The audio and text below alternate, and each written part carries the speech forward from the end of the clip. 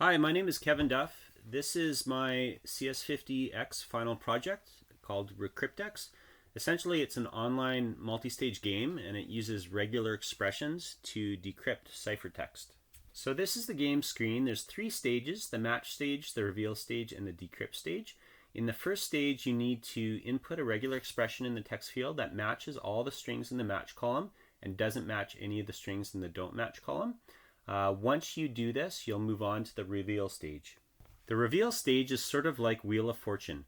After completing the match stage, you click on one of the buttons on the right-hand side in the reveal stage, and if the character on that button is within one of the regular expressions on the left, then that character is revealed. You'll notice there's 5 regular expressions in the reveal stage. These correspond to the 5 strings in the decrypt stage, the ciphertext. Once you reveal enough of the regular expressions in the reveal stage, you use these regular expressions to see what matches within the ciphertext. Afterwards, concatenating together the 5 matching strings from the ciphertext, you input this into the solution text box and submit it to see if you have the final solution. Recryptex also has a help screen. It essentially just covers what we've talked about so far in the video. You'll also see a robot. His name's Clunky. He's on the game screen and he just gives helpful hints to the user along the way. There's also a note here about the regex implementation. Recryptex uses the Python regular expression engine, and it's just noted that there are some differences across engines related to regular expression syntax. Now let's see Recryptex in action. You'll notice as the user inputs regular expressions, the colors of the elements in the match and not match fields change.